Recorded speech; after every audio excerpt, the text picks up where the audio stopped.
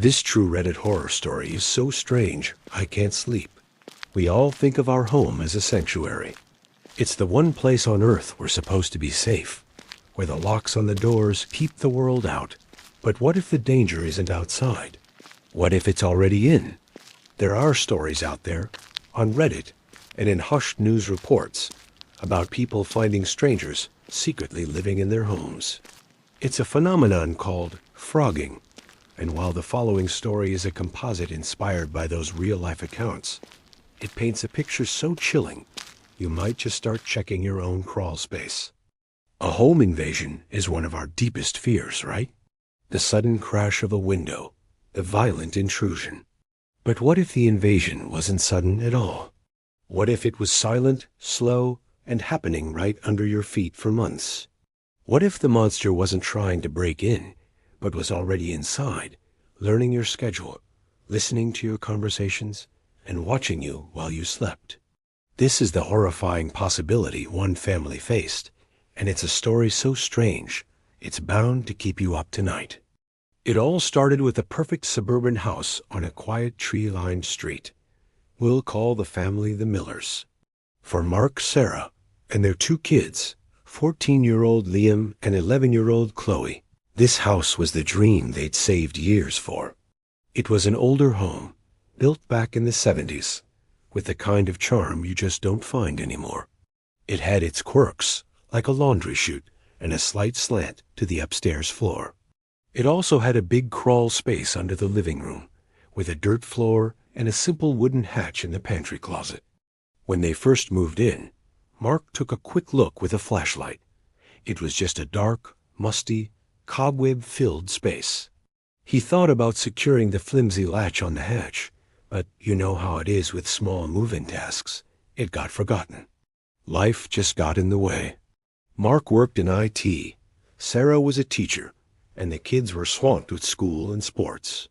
Their life fell into that comfortable, everyday rhythm.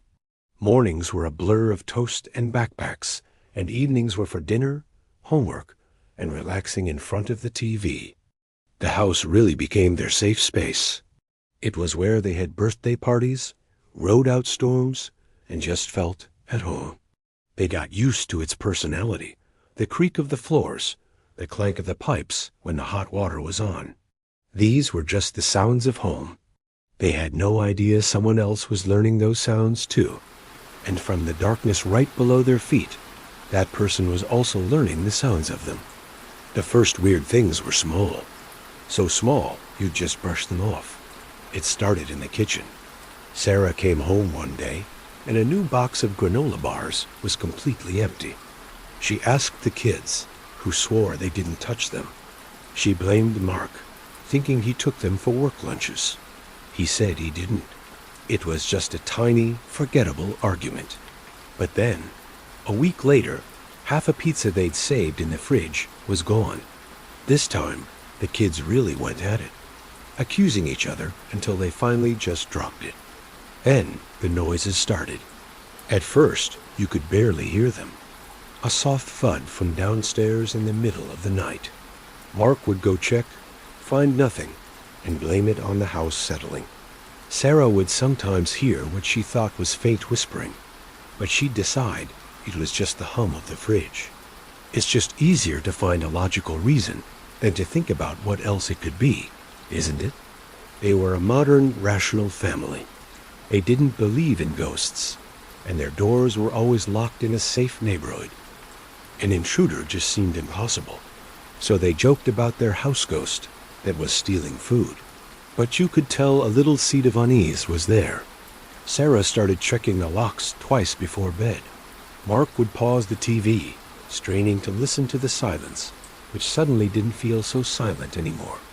That feeling that something was just off was getting harder to ignore. Soon, the little oddities weren't so little anymore. Their ability to explain things away started to crack. One night, the whole family was watching a movie when their golden retriever, Buster, shot up and started growling at the floor. Not at a person, not at the door, but right at the hardwood floor. He trotted over to the pantry, sniffed like crazy at the bottom of the door, and let out this low, deep bark. Mark had to drag him away, but Buster wouldn't stop staring at the pantry, with the fur on his back standing straight up. The noises got louder, too. They weren't just thumps anymore. They were shuffling sounds, clear as day, coming from under the floor. One night, Sarah was jolted awake by what sounded like a muffled cough, seemingly right under their bed. She shook Mark awake. He'd heard it too. He got up, pressed his ear to the floor, and heard nothing. But they were both totally freaked out. The feeling of being watched was constant now. Sarah would be cooking and get that prickly feeling on her neck, like someone was right behind her. She'd whip around to an empty room. Chloe started complaining that her bedroom door, which she always shut, was open a crack every morning. They noticed other things too. The thermostat would be a few degrees off in the morning, or a book on the coffee table would be sitting on the end table instead. This wasn't random anymore. It felt intentional. The family's stress levels were through the roof, and they started fighting, snapping at each other. Their home, their sanctuary, now felt hostile and creepy. Every creak and shadow sent a jolt of anxiety through them, and a horrifying thought started to creep in. What if the threat wasn't outside trying to get in? What if it was already inside? It all came to a head on a cold Tuesday night. They just finished a tense, quiet dinner when a loud crash came from the pantry. This wasn't a thump. This was the sound of something heavy falling and shattering. Buster went absolutely nuts, barking and clawing at the pantry door. That was it. No more doubt, just pure adrenaline and terror. Mark yelled at Sarah to call 911 while he grabbed the heaviest flashlight he could find. As Sarah shakily told the operator what was happening, Mark crept to the pantry. He ripped the door open, his heart hammering against his ribs. The floor was covered in broken glass and pickles from a shattered jar. But that's not what made his blood run cold. The small wooden hatch to the crawl space, the one he'd forgotten all about, was pushed open just an inch. He dropped to his knees, his hand shaking so bad the flashlight beam danced across the walls. He pulled the hatch open and pointed the light into the darkness. And then he saw it. The light landed on a makeshift bed in the corner, a filthy pile of old blankets and some of their own clothes. All around it were empty food wrappers, pizza boxes, and granola bar packages. And huddled against the far wall was a man. He was skinny, dirty, and his eyes were wide with terror in the beam of the flashlight. He just stared back, like a trapped animal. For a second that felt like an hour, everything was silent. It was the collision of their safe little world and this man's secret one. He had been living there for months, listening, watching, right underneath them. Mark scrambled backward, slamming the hatch shut and throwing his body against it. The police arrived just moments later. 2 officers went into the pantry, drew their guns, and ordered the man to come out. After a few tense moments, a thin, disheveled man in his late 40s slowly climbed out, blinking in the bright kitchen light. He didn't fight or resist at all. As the police questioned him, the full story came out. He was homeless and had been looking for shelter from the cold when he found their unlocked crawl space hatch. He'd been there for weeks, maybe even months. He would wait until they were gone or asleep to sneak upstairs for food and water. He admitted he'd watched them sleep through a heating vent that connected the crawl space to their bedroom. In his little nest, police found a small kitchen knife tucked away in a shoebox, a terrifying sign of how much worse things could have gone. This kind of story is a horrifying reminder that the phenomenon known as frogging is very real. If this story got under your skin, do us a favor and hit the like button, subscribe to the channel, and turn on notifications so you don't miss our next deep dive into true scary stories that make you question everything. The man was arrested, but it wasn't over for the Millers. How could it be? They couldn't be in their house anymore. Every single sound was a reminder of the man who had lived right under their feet. That feeling of safety they once took for granted was just gone. They sold the house within 6 months, unable to shake the psychological scars. Stories like this one are a chilling testament to the fact that sometimes the worst monsters are very real, and the places we feel safest can be hiding the darkest secrets. This true Reddit ultra creepy horror story will terrify you. For weeks, the faint scratching from the attic was just background noise, part of the house's nightly chorus. I kept telling myself it was rats a story. I was desperate to believe. It's a sound you can live with, you know? Just a pest problem in an old house. But the night I finally worked up the nerve to investigate, I found the truth.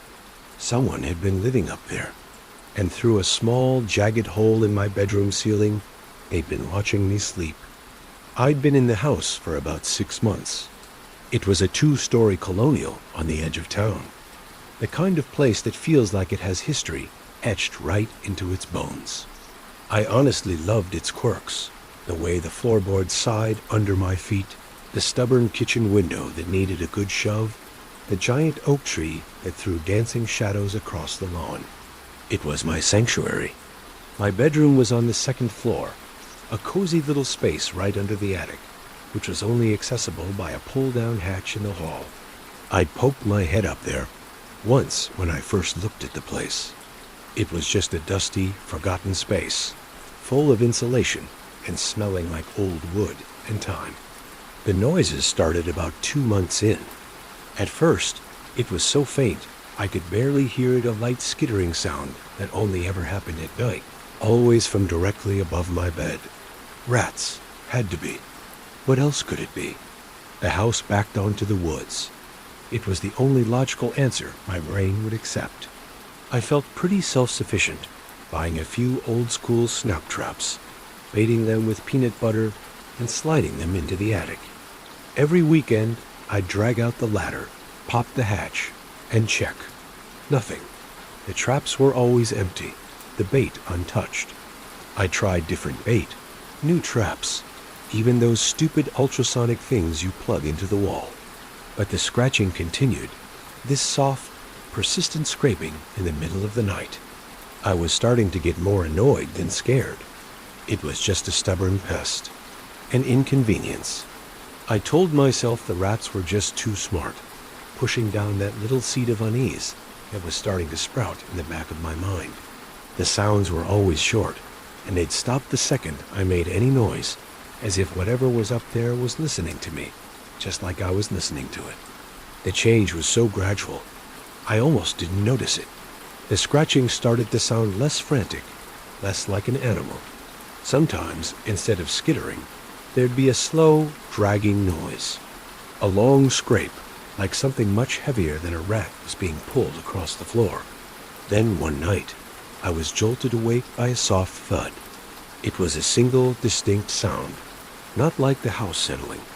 It was the sound of something being set down. I lay there, totally frozen, just straining to hear anything in the silence that followed. After 10 minutes of nothing, I convinced myself I must have dreamed it. But then other little things started happening. Small things that made me feel like I was losing my mind. I'd come home from work and find my bedroom door was slightly open, even though I know I closed it. I'd just blame it on a draft or my own forgetfulness. I started to get that cliché feeling of being watched. It would just hit me at random times, reading in bed, working at my desk. A prickle on the back of my neck that made me look up and scan the empty room, my heart doing a little flutter. Of course, I never saw anything, just my familiar safe walls. The smell started about a month before it all ended. A faint, foul odor, stale and kind of sour. It was strongest in the upstairs hall, right by the attic hatch. I'd sniff the air, wrinkle my nose, and figure a mouse had finally died in a wall somewhere. I bought air fresheners, but they only covered it up for a little while before it would creep back. A subtle, constant reminder that something in my house was rotting. One evening, as I was trying to fall asleep, I heard a new sound. It was a soft, wet cough. It was so quiet, so muffled by the ceiling, that I tried to tell myself it was the wind or a branch on the roof. But it sounded human. That's when real fear, cold and sharp, finally cut through all my excuses. I snapped on my lamp, my heart pounding in my chest, and the entire house fell silent. The breaking point came on a Tuesday. I was just lying in bed, scrolling on my phone in the quiet house. The scratching started, but it was different this time. More deliberate, more energetic. Then came the thud, louder than ever, right over my head. It sounded like someone dropped a bowling ball. I flinched, my eyes shooting up to the ceiling as a little shower of dust and drywall rained down on my blanket, catching the light from my phone. That was it. That was the moment my denial just shattered. Rats don't drop things. Squirrels don't cough. All the logical excuses I'd been clinging to for weeks suddenly felt so stupid, like lies I'd been telling myself. This wasn't an animal. Pure, undiluted fear just washed over me. My first instinct was to run, just get in my car and drive and never look back. But something else took over almost instantly. This cold, defiant anger. This was my house, my sanctuary, and something was in it, violating the one place on earth I was supposed to be safe. I lay there for what felt like hours, my phone in my hand, my thumb hovering over 911. But what would I even say? I think there's a rat in my attic, but it might be a person. They'd think I was a lunatic. I knew I had to see for myself. I had to know. The fear was a cold knot in my stomach, but it was mixed with a terrifying resolve. I had to know the truth. I moved like a robot, like I was watching someone else in a movie.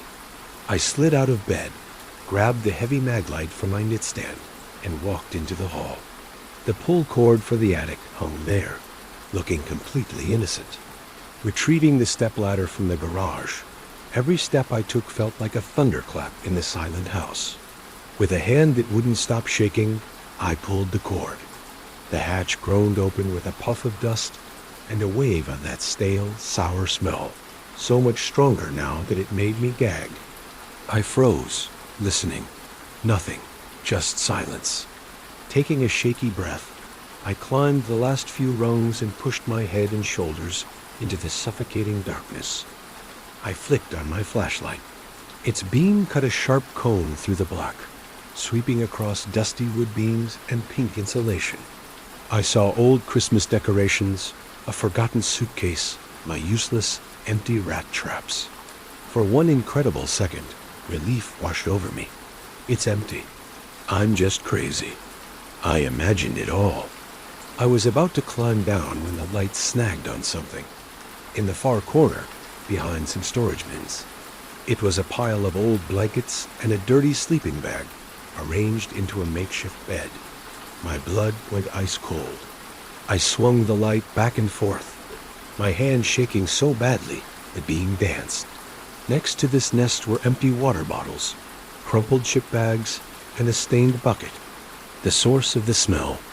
My heart was hammering against my ribs so hard I thought they'd break. I was just stuck there, half in the attic, unable to process what I was seeing. Someone had been living here. Not for a night. This was a camp, a home. As my trembling light continued to scan the scene, it hit something else.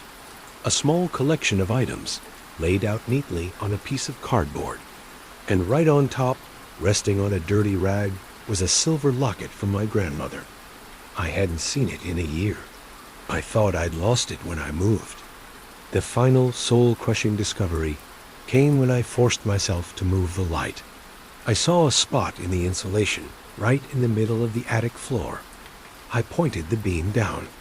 There, carved crudely into the floorboards, into the ceiling of my bedroom, was a small, jagged hole, no bigger than a quarter. It was positioned directly over my bed. And just like that, the whole horrifying reality crashed down on me. They hadn't just been living above me. They had been watching me. Every night. For weeks, maybe months. Lying in the dark, just feet away, peering down through that tiny, malevolent eye. I don't remember climbing down the ladder.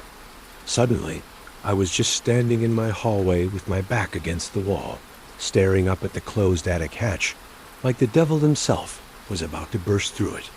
I called the police. They came, they saw everything, and they confirmed it all. They found footprints in the dust and fingerprints on the bottles. But whoever it was, they were gone. They must have slipped away into the night while I was building up the courage to go up there. They were never found. I sold the house. I couldn't spend another night there. I couldn't shake the feeling of being watched from above, of my most private moments being stolen. That kind of terror can never really leaves you. You jump at every creak, you eye every shadow, and you never, ever dismiss the strange noises you hear in the night. Because sometimes it's not rats. Sometimes it's something so much worse. The most terrifying part is the question that still haunts me. They knew my schedule. They knew my life. And they were never caught. Which means I have no idea if they're still out there, watching someone else. If you've ever had an experience like this, something you couldn't explain that left you terrified, share it in the comments. I read all of them. And if you want to hear more true horror stories that will make you question everything, make sure to subscribe. You never know what's lurking just out of sight. This Redditor stalker wasn't human. For 3 weeks, my life was a living nightmare. I had a stalker. Every single night, the same blood-curdling scream would just rip through the silence. A sound that started to etch itself into my sanity. I did everything you're supposed to do. I boarded up my windows. I called the cops. I even started sleeping with a baseball bat next to my bed. I was doing everything right for someone who was being hunted by a person. But I was wrong about who or what was watching me. And the truth, it's far more terrifying and way stranger than I ever could have imagined. If you've ever heard something you can't explain, or felt a presence that you know shouldn't be there, you should probably subscribe. Because the story I'm about to tell you might just sound a little too familiar. It all started when I moved into my first house. It wasn't anything fancy, just a simple 2-bedroom bungalow, but it was mine. The best part, though, was the location. It was at the end of this long, quiet cul-de-sac, and my backyard was basically a dense state forest. For the first month, it was paradise. The quiet was such a relief after the non-stop noise of my old apartment. I'd just sit on my back porch in the evenings, watching deer wander through the trees, and feel this sense of peace I hadn't felt in years. The woods were my backyard, and they were ancient, just thick with old-growth oaks and pines that created this canopy so dense, it pretty much blacked out the sky in some spots. It was beautiful, but it was also heavy. You got the feeling you were a guest in a place that had its own history, its own rules, long before you showed up. My neighbors, a retired couple a few houses down, told me the forest was almost completely untouched. People get turned around in there easy, the husband warned me with a friendly smile. Stick to the marked trails. I had no plans to do anything else. I was happy with my little slice of civilization right there on the edge of the wild. But as I was about to find out, sometimes the wild doesn't stay on its side of the line. The first time I heard it, I almost slept right through it. It was just after 3 in the morning, that dead hour of the night when the whole world feels like it's holding its breath. I was jolted awake by a sound my brain couldn't really process at first. It was a scream, but not like a horror movie shriek. It was this raw, agonizing wail of pure despair. It sounded human, but distorted, like it was stretched thin by the distance and the trees. I sat bolt upright in bed, my heart hammering. I just listened, straining to hear anything else, but there was nothing. Only the crickets. I told myself it was a fox. I'd heard they can make some seriously human-like sounds. Or maybe it was just teenagers messing with the new guy on the block. I got up, my feet cold on the floor, and crept to the back window that looked out into the forest. Nothing. Just the deep, solid blackness of the woods under a moonless sky. No flashlights, no shadowy figures, no sound of someone running away. The silence that followed the scream was just as unnerving as the scream itself. It was like the night just swallowed it whole. I stood there for a long time, staring into the dark with this cold knot in my stomach. I eventually talked myself down, told myself I'd imagined it or that it was an animal, and got back into bed for a restless night. I was wrong. It was just the beginning. The second night, it happened again. Same time, just after 3 in the morning. Same gut-wrenching scream echoing from the woods. This time, I knew I wasn't dreaming. This time, the whole "it's a fox" theory felt pretty thin. The sound was too consistent, too deliberate. It was filled with this specific kind of agony. Like a performance of pain, it felt chillingly personal. By the 4th night, I was positive I had a stalker. Some deeply disturbed person was getting their kicks out of terrorizing me. The peace I'd felt in my new home was gone, replaced by this nightly countdown to terror. I'd just lie awake, staring at the ceiling, completely tense, just waiting for it. My work started to suffer. I was jumpy, irritable, living on caffeine and paranoia. I bought new locks for all the doors and windows. I got blackout curtains to try and block out the sight of those oppressive woods. After a solid week of this, I finally called the police. An officer came out, listened to my story, and walked the property line. He found nothing.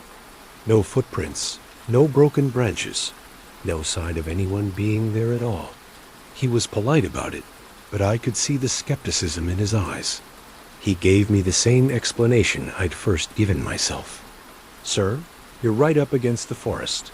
It's most likely a fisher cat or a fox. They can sound just like a person screaming." I felt like an idiot. I felt dismissed, but I knew what I was hearing. An animal doesn't scream with the same rhythm, at the exact same time, every single night for a week. This was human. This was a threat. The police said they'd increase patrols, but the screams kept coming night after night. I was on my own. The feeling of being watched was constant, and the sense of isolation was crushing. My home, my sanctuary, had become my prison. After 2 weeks of this, I'd had enough. I decided I needed proof. I had to have something to show the police, to show anyone, to prove I wasn't losing my mind. I downloaded a high-quality audio recorder app on my phone and got ready to finally capture it. That night, I just sat there in my dark living room, phone in hand, and waited. 3:14 in the morning. It came, but this time was different. It was closer. So much closer that it wasn't an echo anymore. It was a raw, physical sound right outside my house. It was the same wail of despair, but underneath it, I heard something new. A kind of unnatural, guttural rattle, like the sound of grinding dry leaves. A sound that just wasn't human. My hand was shaking as I hit record. Then, pushed by this morbid curiosity I couldn't fight, I crawled to the window and peered through a crack in the curtains. And I saw it. For just a second, right at the edge of the woods where the moonlight managed to cut through the trees, a figure was standing there. It was tall, way too tall. Its limbs were long and thin, and they were bent at angles that were just wrong. It wasn't wearing any clothes, but its body was this shifting, hard-to-define column of pure shadow. As I watched, it just swayed once, like a reed in the wind, and then melted back into the total darkness of the forest. I stumbled back from the window, shaking, my mind just reeling. That was not a person. My phone felt like it weighed 100 pounds. I played the recording back, pressing the speaker to my ear. The scream was there, just as I'd heard it. But listening to the recording, I heard something else that I had missed in the moment. A faint, electronic-sounding noise buried inside the scream itself.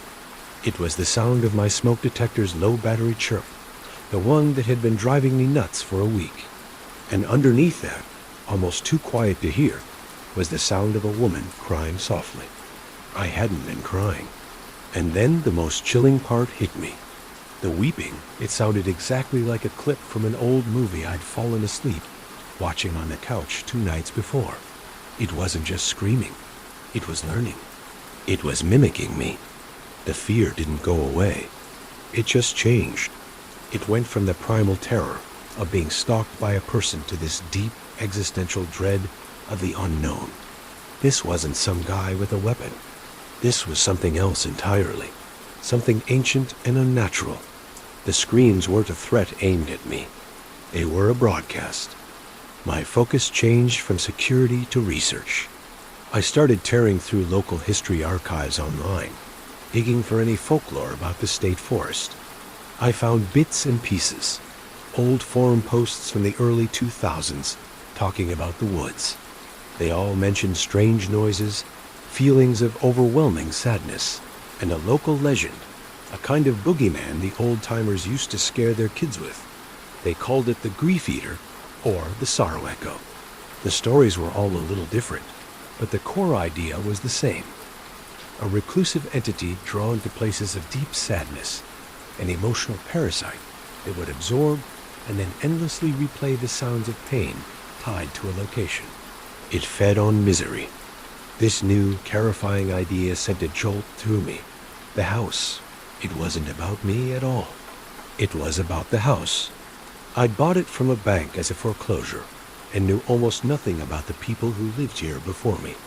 A few more hours of digging through public records gave me a name. An elderly couple, the Martins. More searching led me to an obituary. Mrs. Martin had passed away in the house about a year ago, after a long and painful battle with cancer. Her husband, unable to live with the memories, moved away and eventually lost the house to the bank. It all clicked into place with this sickening clarity. The screaming wasn't for me. It was an echo. The last, desperate sounds of a woman in her final moments, absorbed and now replayed by a thing that had been drawn to this spot by her suffering. My stalker wasn't human. It was a living, breathing recording of a tragedy. That night, for the first time in weeks, I wasn't scared. I just felt this profound, aching sadness. I thought about Mr. Martin, having to listen to his wife's pain day in and day out. I thought about her, alone in her final hours, and I felt this strange, unexpected pity for the creature in the woods, a mindless, hollow thing, cursed to only repeat the sorrow it consumed. When 3 rolled around, I didn't hide. I didn't tense up. I just waited. The scream began, that awful, familiar sound of agony from the trees. But this time, I didn't hear it as an attack. I heard it as a memory stuck on a loop. I walked to my back door, unlocked it, and stepped out onto the porch. The cool night air felt good. The scream faltered for a second, almost as if it was surprised. I looked toward the dark tree line where I'd seen the figure before. My voice was quiet, but it felt steady in the huge silence between the wails. "I hear you," I said. "I know. It's over now. She's not in pain anymore." I didn't shout or threaten it. I just spoke with a simple, quiet empathy. You don't have to hold on to it. You can let it go. You can be at peace. The screaming stopped. It didn't just cut off. It faded. Like the sound of a bell slowly losing its ring. It just dissolved into the night until only the chirping of the crickets was left. And at the edge of the woods, I saw that impossible shape one last time. It didn't run. It just seemed to shrink, to fold into the shadows, and then it was gone. That was a year ago. The screams have never come back. The heavy, oppressive feeling that clung to the house is gone, replaced by the simple, peaceful silence I first fell in love with. The woods are just woods again. I don't feel like I was hunted anymore. I feel like I was a witness to the final act of a long tragedy. The creature wasn't a monster, not in the way we usually think of them. It was a vessel for pain, an echo of a life that ended inside these walls. The truth wasn't just stranger and more chilling than a human stalker. It was infinitely more tragic. And it left me with a question I still can't quite answer. When a place is haunted, is it by a ghost, or is it by the memory itself? What would you have done? Would you have run, or would you have faced the echo? Let me know in the comments. For more stories that dig into the strange and the unsettling, don't forget to like this video and subscribe. You never know what's waiting out there in the dark. This Reddit story is so chilling, it should be illegal. The blizzard had been screaming for hours when the banging started on my front door. This wasn't a polite knock. It wasn't a neighbor borrowing sugar kind of tap. This was a frantic, panicked, drumming fists on oak sound that the shrieking wind almost swallowed whole. But it was just sharp enough, just human enough, to cut right through the storm and chill me to the bone. I live alone out here. It's a small house, miles from anything you could call a town, a little bubble of quiet I usually love. But on nights like this, when snow is piling up so high, it's probably covering my windows. Quiet becomes isolation. The whole world shrinks down to just these four walls, and the wind sounds like a predator trying to claw its way in. Now, it seemed like something else was trying to get in too. My first thought was just raw, uncut fear. Who in their right mind would be out in this? They'd called the roads impassable hours ago. No one should be out there. My heart was hammering against my ribs, a wild rhythm against the pounding on the door. I crept out of the living room, my socks silent on the cold floorboards. The banging didn't stop. Bam, bam, bam, bam. A pause, just long enough for me to think it was over, and then it would start again, even more desperate than before. I made it to the door, my hand shaking as I went for the peephole. My own breath fogged the lens before I could see anything, and when I wiped it clear, I saw a woman, framed in that weird fisheye view. She was just a mess of hair and snow. Her face was pale, gaunt, and for a second she looked over her shoulder back into the white nothingness, her eyes wide with a terror so deep I felt like I could feel it through the door. She turned back and pressed her mouth close to the wood. Her voice was muffled, broken. "Please, you have to let me in. They're chasing me." They? The word just echoed in my head. Out here? In this storm? Who the hell was they? My mind just spun out, picturing escaped convicts or hunters who'd gotten lost and gone crazy. The blizzard was a monster, sure, but a predictable one. The idea of a human threat, of real malice out in all that natural chaos, was so much worse. She started banging again, a sob catching in her voice. "Please, I saw your light. They're right behind me. I swear, they're going to kill me." A war was raging in my head. Every horror movie I'd ever seen, every warning my parents ever gave me was screaming, "Do not open that door. Call the police," which was useless. The phone lines were dead. But whatever you do, don't open the door. This is how the story always starts, right? The well-meaning person whose kindness gets them killed. But then I looked through the peephole one more time. I saw her face raw and red from the cold. I saw actual tears freezing on her eyelashes. I pictured her just collapsing out there, her voice swallowed by the wind, her body buried in the snow until the spring thaw. Could I live with that? Could I just sit here in my warm house and listen to someone die on my doorstep? The banging stopped. It was replaced by this low, hopeless weeping.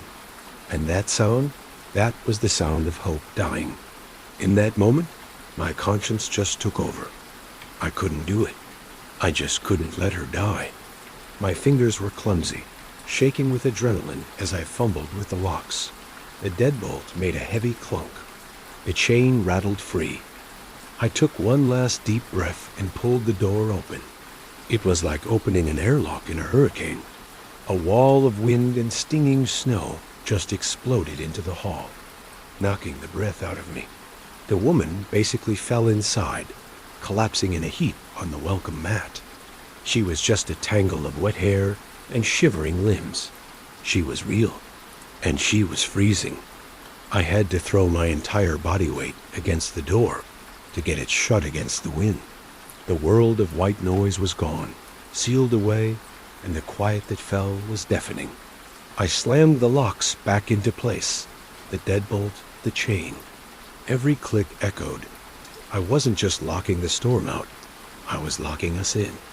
"Thank you," she whispered from the floor, her voice thin and shaky. "Oh, God, thank you." She was shivering so violently, her whole body was shaking. Her coat was pathetically thin for this kind of weather, and completely soaked. My fear just vanished, replaced by pity and the urgent need to get her warm.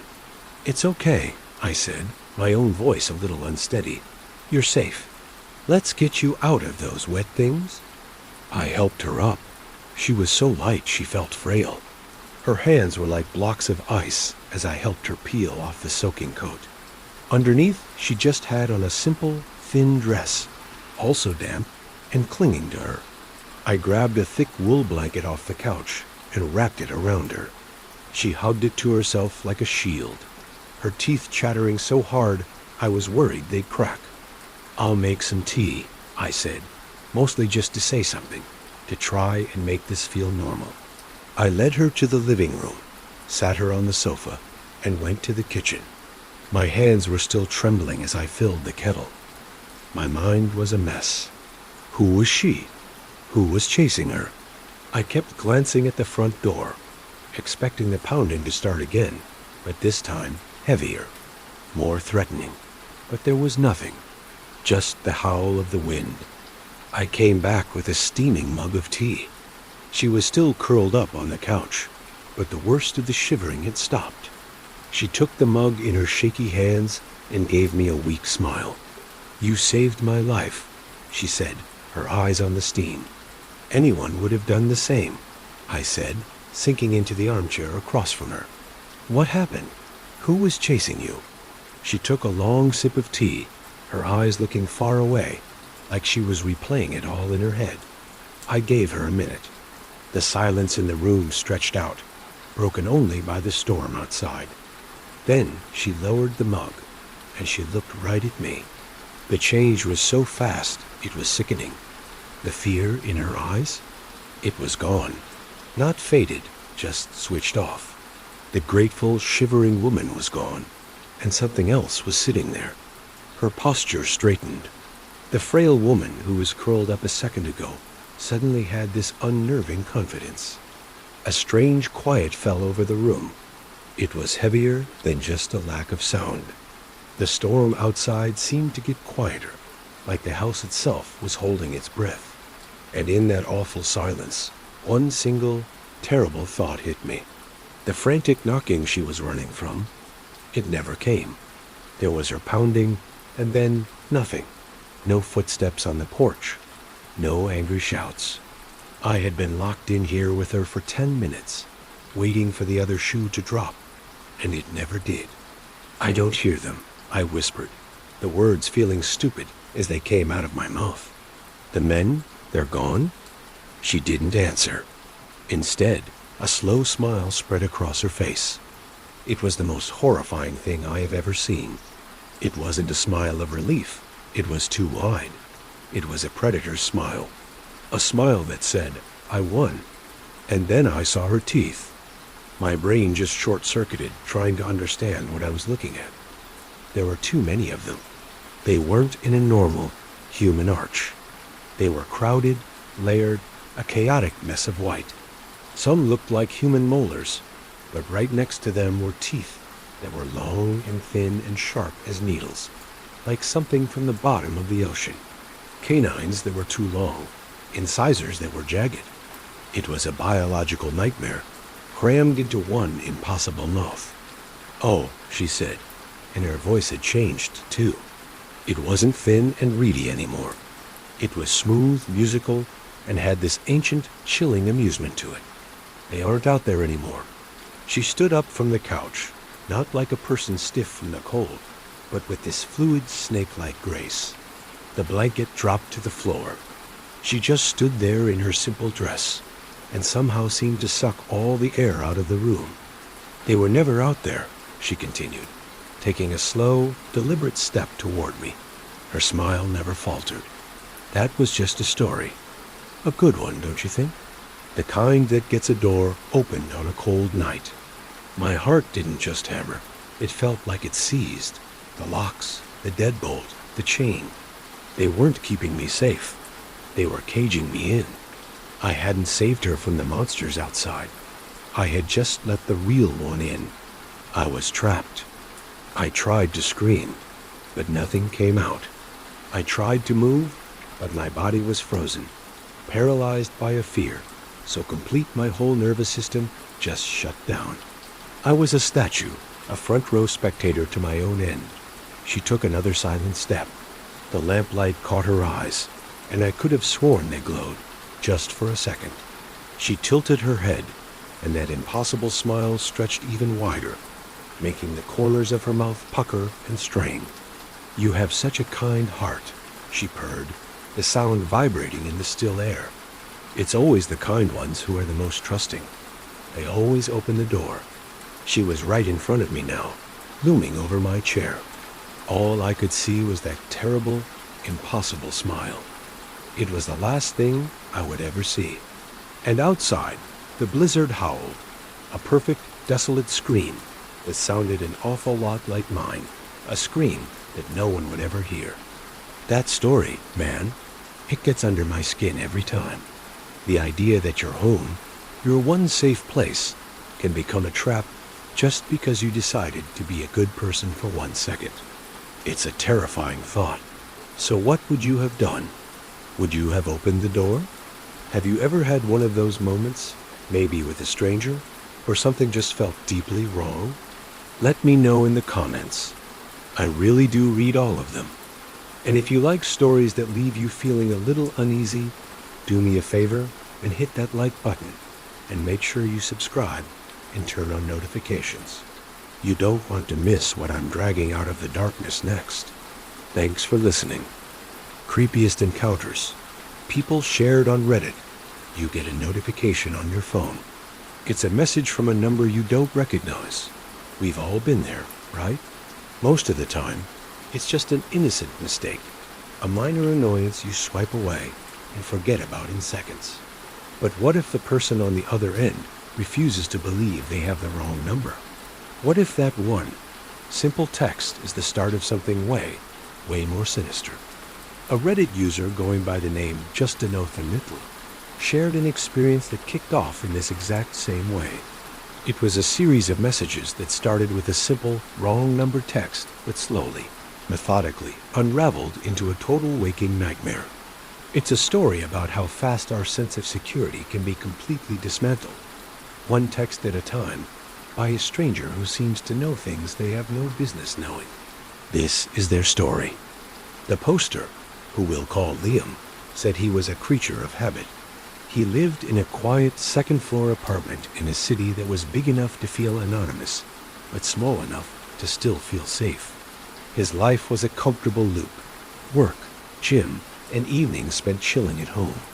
It was on one of these perfectly normal Tuesday nights, while he was half watching a documentary and scrolling through his phone, that the first message came in. It was from an unknown number and just had 4 words. "Are you still awake?" Liam figured it was a friend with a new phone, or just a simple mistake, so he didn't think much of it. He casually typed back, "Sorry, I think you have the wrong number." He expected that to be the end of it, maybe a quick "oops, sorry" in return, but more likely, just radio silence. He put his phone down on the coffee table and went back to his show. A few moments later, his screen lit up again. Same number. Oh, my mistake. It looked like the lights were on. A small, cold knot started to twist in Liam's stomach. He instinctively glanced over at his window.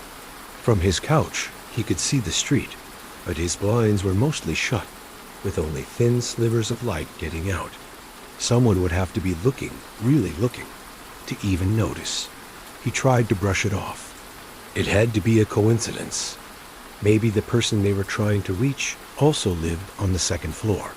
He told himself it was nothing, Just a weird but harmless fluke. He decided not to reply, hoping his silence would send a clear enough message. He turned up the volume on the TV, trying to drown out the unease that was now creeping into his quiet night. For 2 days, nothing. The weird exchange started to fade from Liam's mind, and he wrote it off as a random, creepy, but one-time thing. He went to work, he went to the gym, he came home. The rhythm of his life lulled him back into feeling secure. That peace was shattered on Thursday afternoon. He was at his desk, trying to finish a report, when his phone buzzed. It was another text from the same number. "Hope you're having a better day than yesterday." That meeting looked brutal. The blood in Liam's veins felt like it turned to ice. His meeting yesterday had been brutal. It was a 3-hour marathon in a conference room with glass walls that overlooked the whole office. Anyone could have seen him in there looking stressed. But who would have his number? And who would care enough to text him about it? He ran through his contacts in his head. No one he knew would be this cryptic and weird. He felt a surge of anger, but it was mixed with fear. This wasn't a wrong number anymore. This was some kind of game, and he was being forced to play. He typed back a firm reply. "I don't know who you are or what you want, but you need to stop contacting me. This is harassment." He blocked the number right after, feeling a tiny bit of victory, like he'd taken back some control. But the rest of his workday was tense. Every time a coworker walked by his desk, he found himself wondering, "Is it you?" The anonymity of his office, which used to be a comfort, now felt threatening. Every friendly face looked like a potential mask. When he got home that evening, he did something he hadn't done in years. He double-checked the lock on his front door. Then he walked through his apartment and made sure every single window was latched shut. The feeling of being watched wasn't just a weird suspicion anymore. It was a heavy presence he could feel in the air of his own home. He tried to tell himself he was overreacting and that blocking the number had handled it. But as he sat there in the growing darkness, he just couldn't shake the feeling that this was far from over. Blocking the number gave him a week of silence, but it didn't give him peace. Liam was constantly on edge. His phone felt like a source of anxiety, not connection. He started taking different routes to work, skipping his usual coffee shop, and switching up his gym schedule anything to become unpredictable. To break the patterns, this person had clearly been watching. One evening, while he was making dinner, an email notification popped up on his phone. The subject line was just one word: hiding. The email was from a totally unidentifiable address, just a random jumble of letters and numbers. The message itself was short, but it made his heart stop. "Blocking my number doesn't make you invisible. I liked your old routine better. The new coffee place you tried this morning isn't as good, is it? See you soon." Liam felt his knees go weak. He had tried a new coffee shop that morning, a small, out-of-the-way place he'd never been to. There's no way anyone could know that by chance. This person wasn't just guessing. They were following him. They were watching his every move. How else could they have gotten his personal email? Real panic set in, sharp and suffocating. This wasn't a prank. This was stalking. The casual, almost friendly tone from the first messages was gone, replaced by something possessive and deeply sinister. "See you soon" wasn't a promise. It was a threat. He felt trapped inside his own life. The stalker had his phone number, his email, his daily routine, his job location. What else did they know? Where was this going to stop? The fear was no longer about creepy messages. It was about what would happen next. The digital harassment felt like it was just the warm-up for a physical confrontation. Every shadow in the parking lot, every unfamiliar car on his street, every footstep in the hall outside his door now felt like a source of pure terror. Liam knew he had to do something more. He couldn't live in a constant state of fear. The next day, he went to the police. He showed them everything: the texts, the email. The officer was sympathetic, but basically told him that without a direct explicit threat of violence, and with the stalker using burner numbers and untraceable emails, there was very little they could do other than file a report. They advised him to change his number, lock down his social media, and just stay vigilant. He left the station feeling even more helpless than when he went in. That night, not wanting to be alone, he invited his friend Mark over. He laid out the whole situation, and just sharing the burden made him feel a little better. They ordered a pizza and tried to watch a movie, just to create a small bubble of normalcy in the middle of all the chaos. Around 10 p.m., as Mark was getting his stuff to leave, Liam's phone lit up. It was a new number, but he knew exactly who it was. His hand was shaking as he opened the message. It was a picture, a grainy, dark photo taken from across the street, looking right up at his apartment window. Through that little sliver in the blinds, you could see two silhouettes on the couch, his and Mark's. Below the picture was one line of text. "I don't like your friend. Tell him to go home." All the air rushed out of Liam's lungs. He wasn't just being watched from a distance anymore. The stalker was outside, right now, hiding in the darkness across the street, watching and waiting. He showed the phone to Mark, whose face went completely pale. The illusion of safety was shattered. This was the escalation he had been dreading. Mark immediately called the police again, his voice sharp and urgent, explaining that the stalker was physically right outside the building. While he was on the phone, another message came through. "You called them? That wasn't a good idea. I just wanted to see you." Liam rushed to the window and peered through the blinds. The street below was empty. Whoever was there was gone. They had vanished as quickly as they appeared, leaving behind only a picture and a tidal wave of terror. When the police showed up the second time, they took it much more seriously. They swept the area, but they didn't find anyone. There were no security cameras on his quiet street that could give them a clue as to who had been standing there. The new number, just like the last one, was a dead and a ghost. Liam couldn't stay in the apartment that night. He couldn't stay there ever again. Every shadow felt like a person. Every creak of the old building sounded like a footstep. He packed a bag and went to stay at Mark's place. After that, the messages stopped. The silence that followed was heavy, filled with unspoken threats. The stalker had made their point. They could get to him anytime, anywhere. They didn't need to send messages anymore, because their presence was now permanently burned into his mind. Over the next few weeks, Liam took his life apart. He started working from home, broke the lease on his apartment, which cost him a ton of money, and had his mail forwarded to Mark's. He changed his phone number and deleted his old email account, essentially trying to erase the person he used to be, hoping it would be enough to escape the person who had become so obsessed with him. Months have gone by since that last message. Liam has since moved to a new city and lives in a secure apartment building with cameras and a doorman.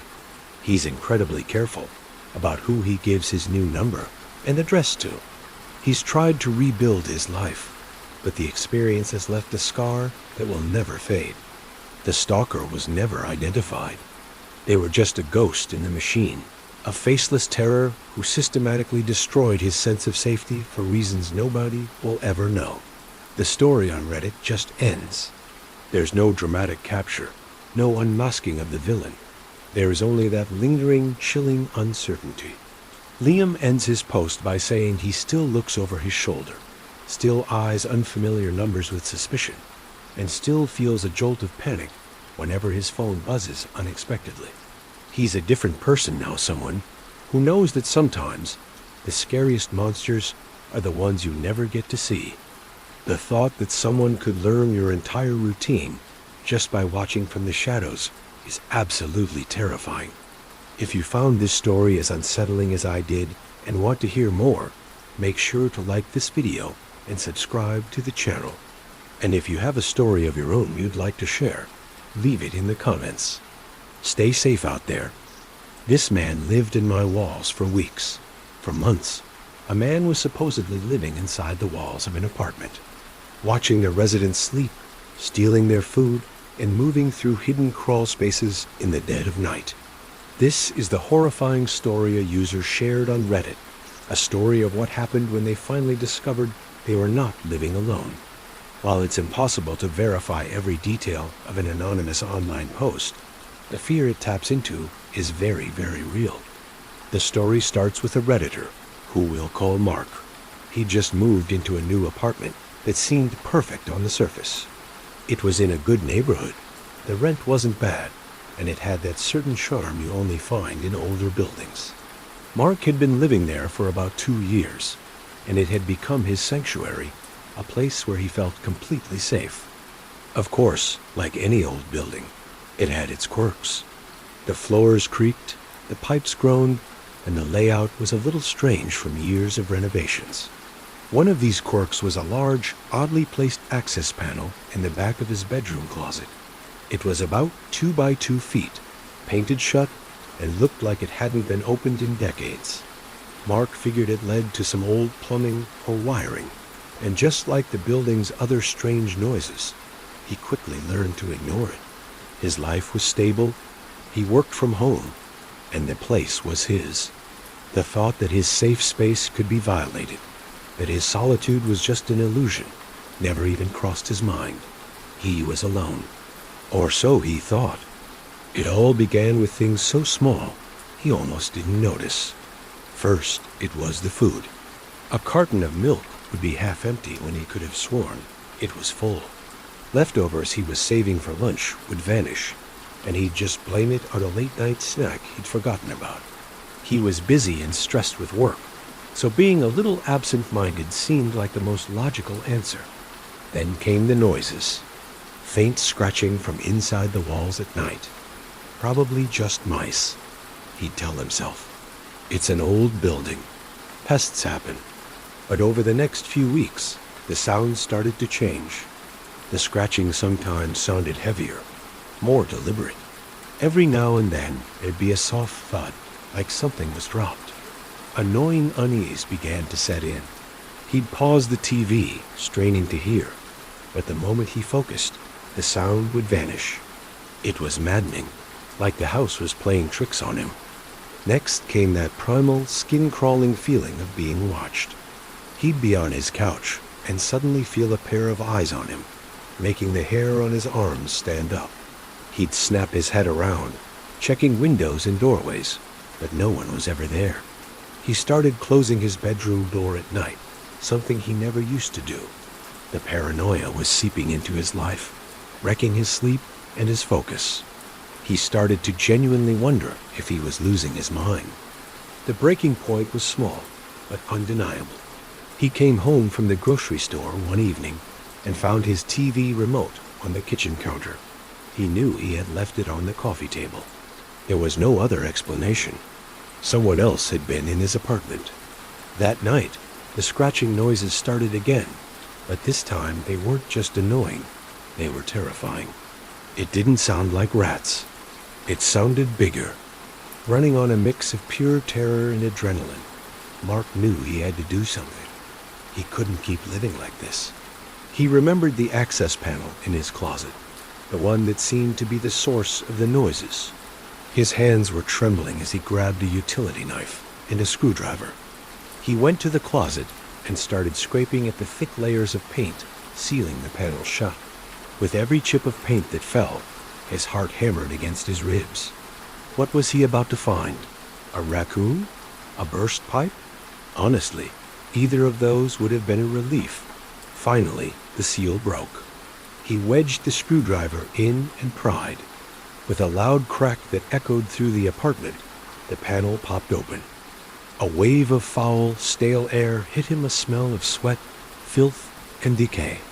He gagged but forced himself to shine his phone's flashlight into the darkness. At first, all he saw was a mess of wires and insulation. But then, the light landed on something else. A dirty mattress, a pile of his own food wrappers, and huddled in the far corner was a man. He was pale and thin, with matted hair and ragged clothes. For one heart-stopping moment, their eyes met. The man didn't look scared.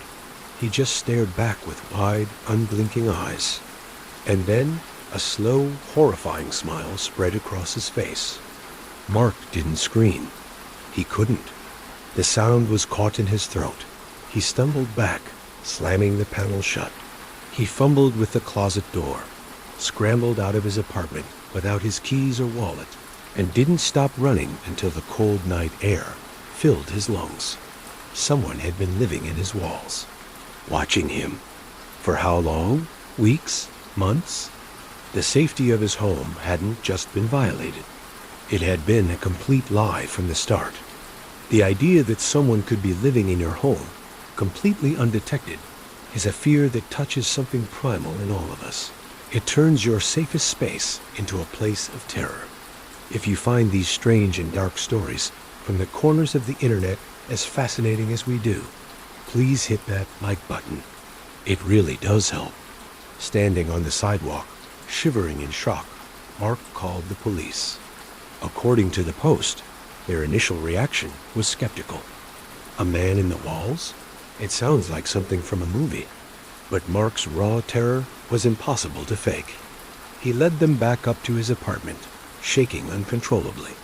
The officers drew their weapons, opened the closet, and pried the panel open again. This time, the man scrambled deeper into the crawl space. The officers shouted commands, and after a few tense minutes of silence, he slowly crawled out. He was apprehended without a struggle, seeming emaciated and detached from reality. When police searched the filthy space he'd been living in, the full horror of the situation became clear. They allegedly found a small collection of Mark's things: a coffee mug, a spare toothbrush, a book from his nightstand. The most chilling find, according to the Post, was a small notebook filled with detailed notes on Mark's daily routine: when he woke up, when he ate, when he slept. He had been under constant surveillance. The story goes that the man was homeless and had found a loose grate on the building's exterior, giving him access to the network of crawl spaces. He had apparently been living there for months, sneaking into the apartment for food and water, and to watch Mark. In the Reddit story, the man was arrested and charged with breaking and entering and stalking, before being sent for a psychiatric evaluation. But for Mark, the legal outcome didn't matter. The psychological damage was immediate and devastating. He couldn't spend another night in that apartment. The feeling of being watched was no longer paranoia. It was a memory. Every creak of the floor was now a potential threat. He crashed with friends before breaking his lease, leaving most of his belongings behind because he couldn't stand the thought of them. The Post claims that for years after, he struggled with severe anxiety and scopophobia, the fear of being watched. He could only live in new, modern apartments with no weird closets or hidden crawl spaces. The trust he had in the safety of his own home was gone, replaced by a permanent sense of vulnerability. This story, whether entirely true or a work of fiction, serves as a terrifying reminder that the monsters aren't always under the bed. Sometimes they're in the walls, just watching and waiting. How well do you really know the sounds of your home? While this specific story's authenticity can't be confirmed, the phenomenon of frogging, people secretly living in others' homes, is terrifyingly real. There are documented cases of people finding strangers in their attics or crawl spaces. What would you have done in this situation? Let us know your thoughts in the comments. And for more strange, dark, and mysterious stories, make sure to subscribe and turn on notifications. These true Reddit horror stories are actually real. Picture this. It's 3:17 in the morning. The only light in the room is coming from a bank of monitors, each one showing a silent, empty corridor. You're the only one in the building. Or at least, you thought you were. It starts as a whisper, a faint crackle of static from the 7th floor audio feed. Must be a technical glitch. It has to be. But then the static clears, and you can hear them. They're talking, and they're talking about you. On Reddit, In those deep, dark corners of the internet, some stories feel so real, they just blur the line between fiction and a terrifying reality. Communities like our No Sleep run on one simple, chilling rule. Everything you read is true. The story you're about to hear is one of those.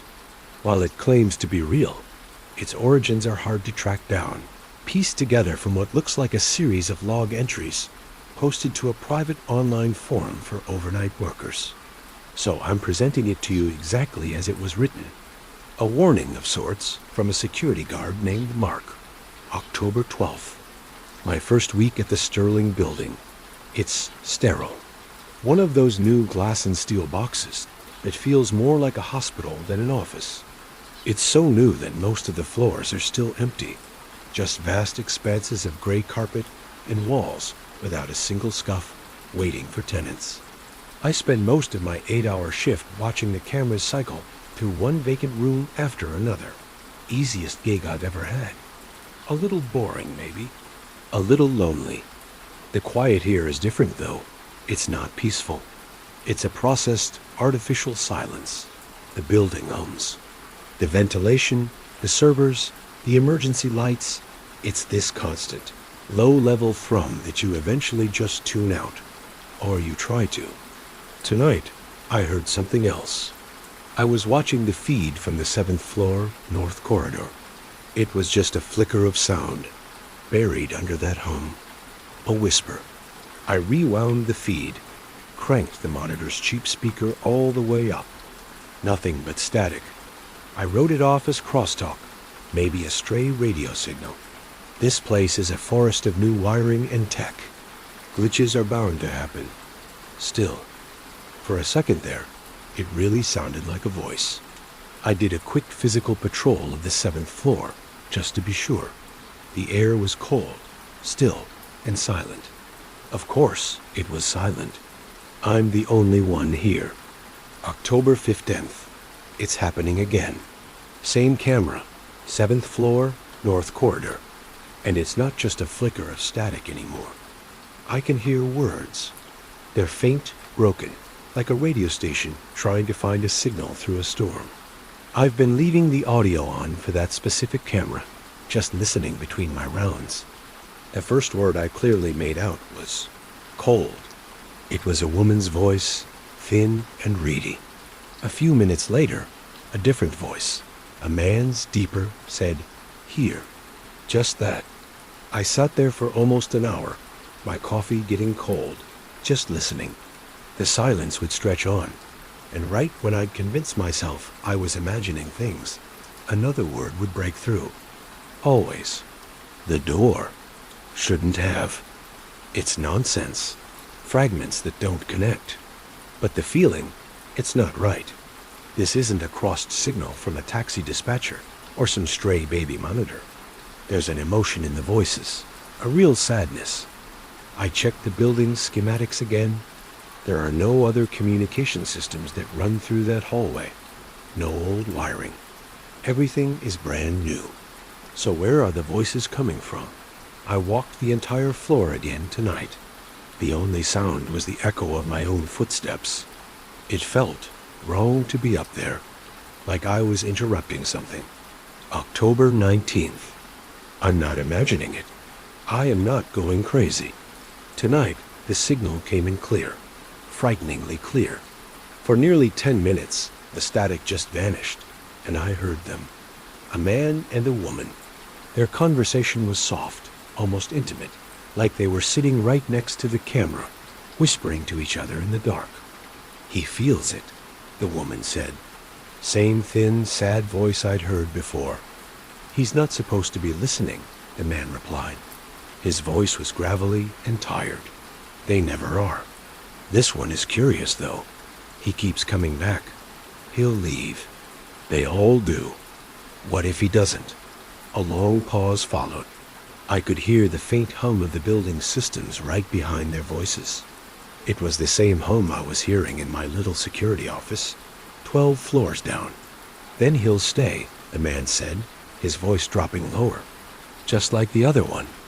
They were talking about me. There is no other explanation. They knew I was listening. The conversation ended as abruptly as it began, replaced by that familiar, empty static. I felt this cold dread snake up my spine, a feeling so primal it turned my blood to ice. The other one. What did he mean, the other one? I called my supervisor. I asked if another guard was ever assigned to this building before me. He said no. The building only opened a month ago. I was the first and only night guard they'd ever posted here. October 22nd. I couldn't sleep all weekend. Every creak in my apartment, every whisper of wind outside my window sounded like them. I dreaded coming into work tonight. I almost called in sick. But I had to know. I had to hear them again. I went straight to the security desk and put the 7th floor audio on my headset, blocking out everything else. For hours, there was nothing. Just the low hum. I started to think maybe I'd had some kind of auditory hallucination, a breakdown from the loneliness and the long nights. I was about to give up, to take off the headset and go on patrol. And then I heard it. The woman's voice, crystal clear, right in my ear. "Hello, Mark." My heart just stopped. I ripped the headset off and threw it on the desk. My hands were shaking. I've never told anyone my name here. Not my supervisor, not the daytime staff I pass on my way in. My name tag just says security. I stood there, panting, staring at the monitor. The empty corridor on the screen seemed to stare back. Slowly, a low, guttural sound came through the desk speakers. It was the man's voice, and he was laughing. A cold, dry laugh, full of static and malice. It was not a sound that belonged to the living. October 26th. They talk to me every night now. They don't just talk about me. They talk to me. They know things. They mentioned the name of the street I grew up on. They hummed a lullaby my mom used to sing to me. They know everything. The fear is gone now, replaced by this strange, suffocating resignation. This is my life now. Listening to the dead. Last night, they warned me. "You have to leave this place, Mark," the woman whispered. Her voice was different, urgent, scared. "It's not safe for you," the man added. "Why?" I whispered back at the monitor. I don't know why I did it. I just had to ask. A long silence. I thought they were gone. "Because of what happened here," the woman finally said. "On this floor. In this corridor." "What happened?" I asked, my voice trembling. "The other guard," the man said. "He asked too many questions, too. He didn't listen when we told him to go." "What happened to him?" The audio feed just exploded with a roar of static, so loud it made the speakers pop. It sounded like a scream, stretched and distorted beyond recognition. And then, silence. I spent the rest of my shift frantically searching online newspaper archives, city planning records, anything. Nothing. The Sterling building was built on a lot that stood empty for 50 years. There was no incident, no other guard, no official record of anything happening here. They're either lying or the truth has been buried deep. October 28th. I know what I have to do. The fear is gone. All that's left is this need to understand. I can't live like this, haunted by whispers and half-truths. Last night, they invited me. "We're waiting for you, Mark," the woman's voice cooed through the speaker. "Come up to the 7th floor, the man said. "Come see where it happened. We want to show you.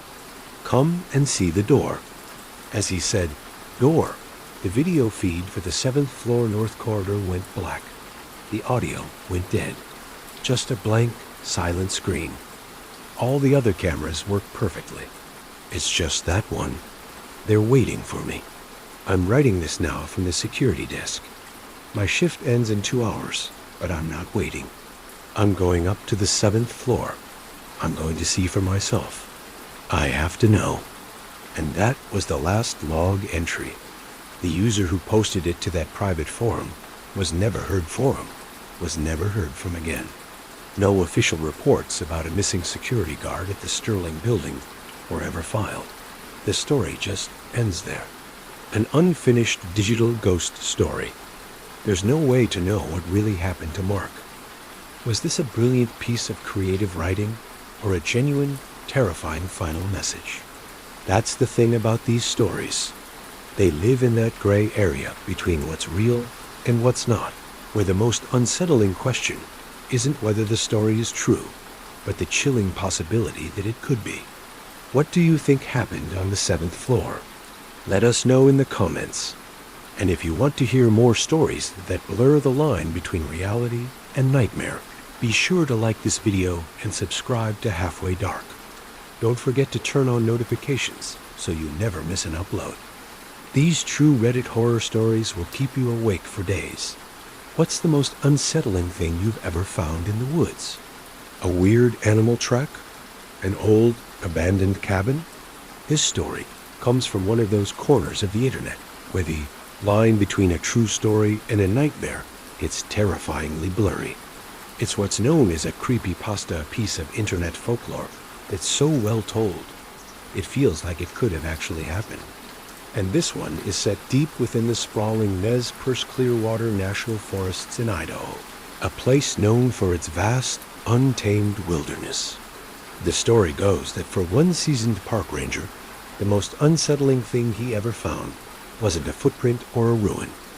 It was a small, leather-bound book.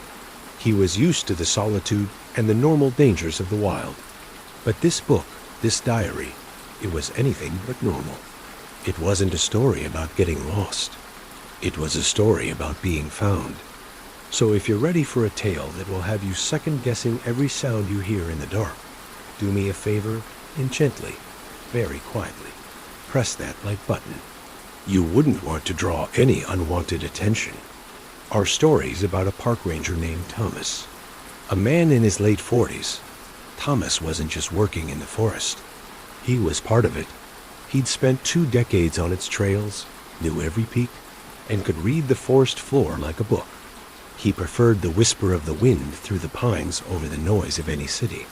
His ranger station was just a tiny speck of civilization in a massive wilderness, and that's how he liked it. He felt safer there than anywhere on Earth. That feeling wasn't going to last. It was late autumn, when the forest settles in for the winter. The tourists were gone, and Thomas was on a routine patrol, clearing a little used trail.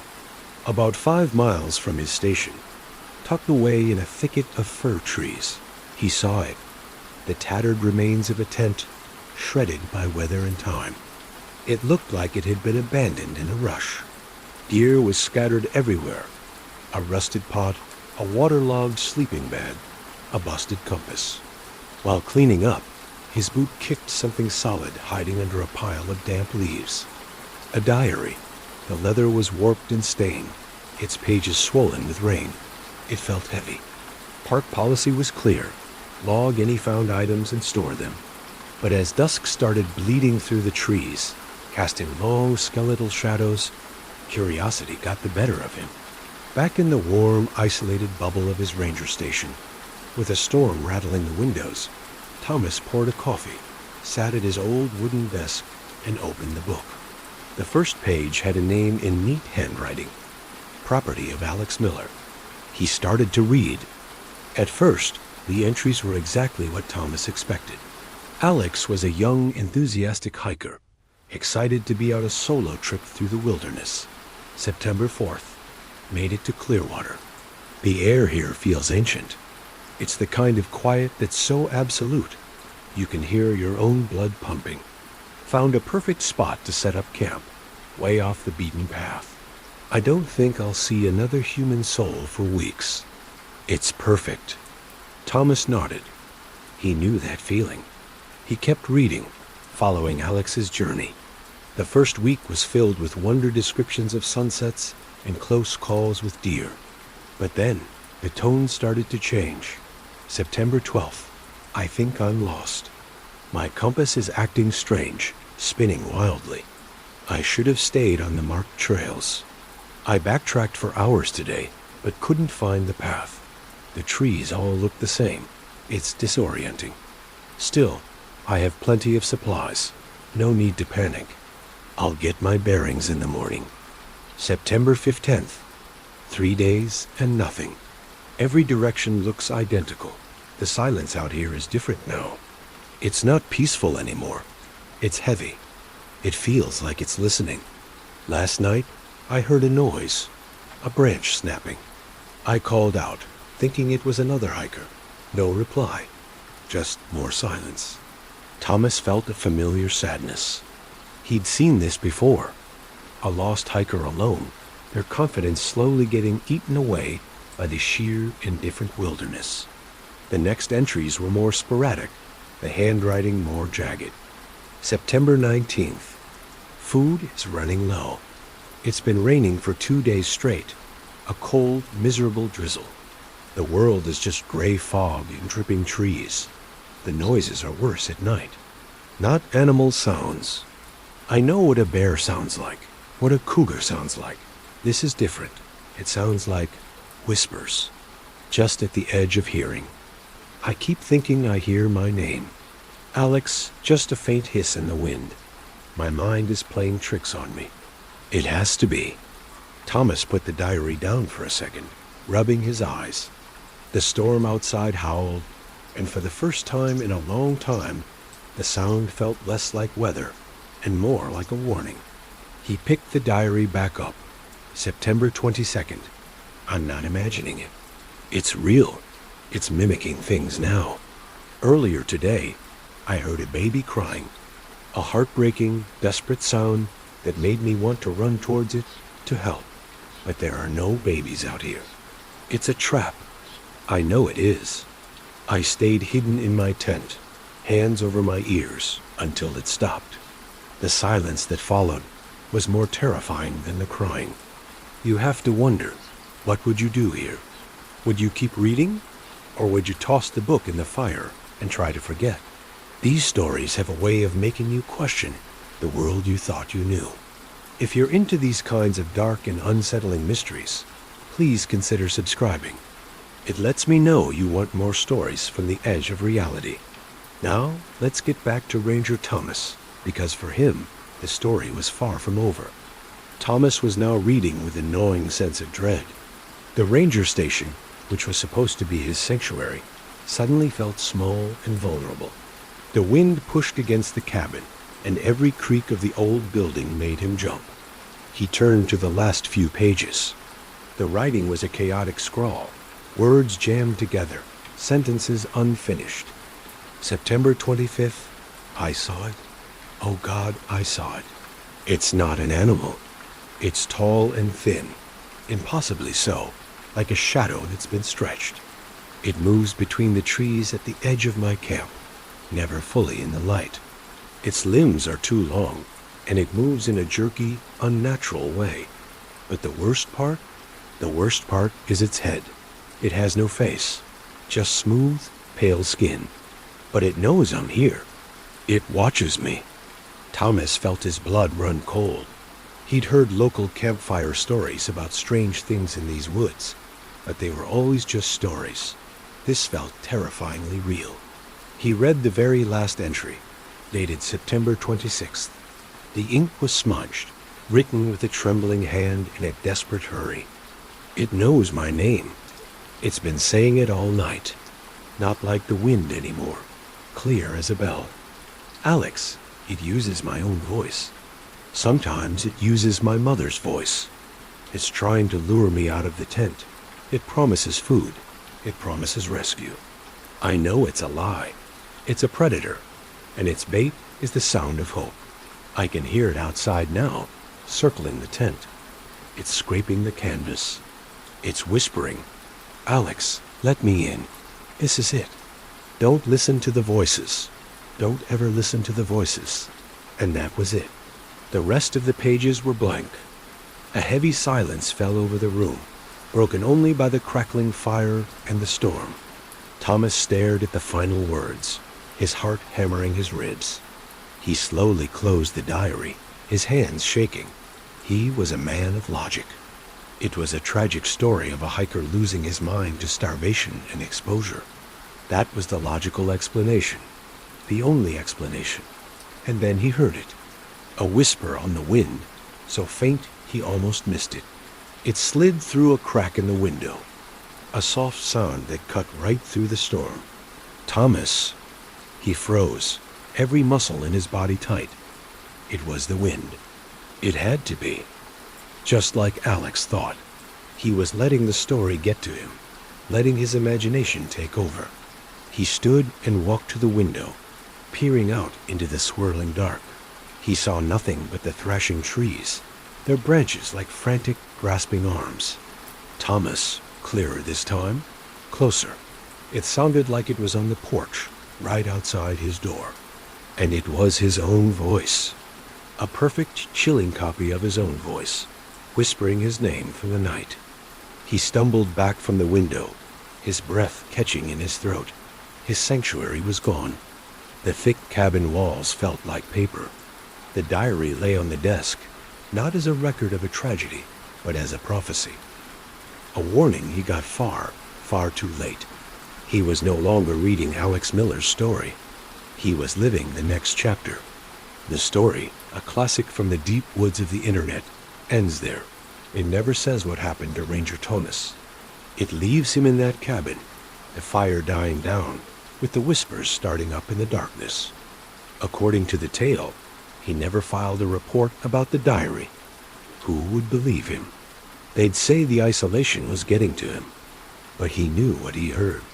He is now the man in the story, trapped not by a wall, but by a sound. A voice that is both his and not his, calling to him from the trees. Every night, when the wind picks up, he has to wonder if it's just the wind, or if it's the faceless thing that now knows his name, patiently waiting for him to make one simple mistake, to listen, to answer, to open the door. What do you think happened to him? Let me know in the comments below. And if you want more stories that will make you sleep with the lights on, make sure you subscribe and hit that notification bell. Thanks for watching. These true Reddit horror stories will make you delete the app. You know, the monsters that are really scary aren't the ones in movies. They're the real ones. The ones that might just exist in the quiet corners of our own world. The stories you're about to hear come straight from Reddit, posted by users who claim to have survived encounters that will make you think twice about that noise you just heard downstairs. These accounts, whether they're 100% factual or not, tap into our deepest fears.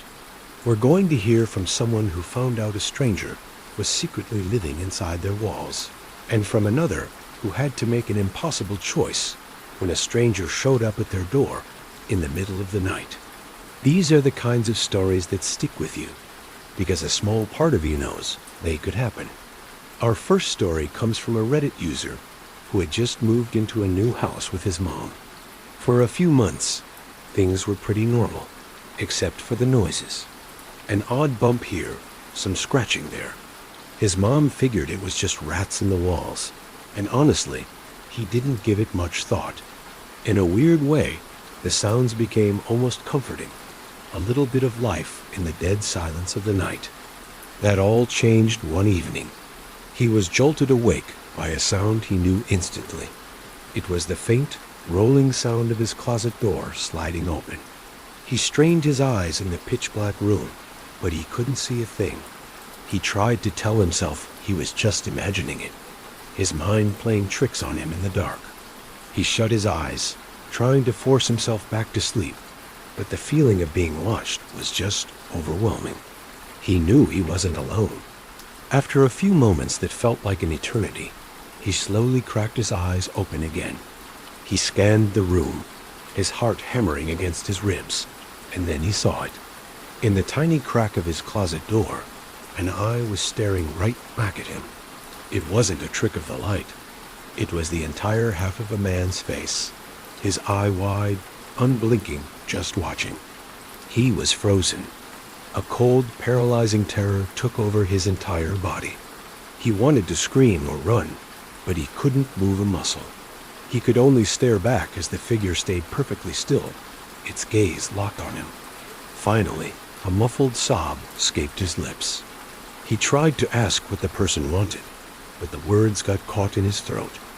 That's when the closet door slid open a little more, revealing the man's full figure. The user remembers the man's voice was cheerful, almost like he was singing, as he whispered, it's okay. But it's what the man said next that sent a wave of pure horror through him. He said the user's name. This stranger, hiding in his closet, knew his name. In that single moment, any hope that this was just a nightmare was completely shattered. This was real.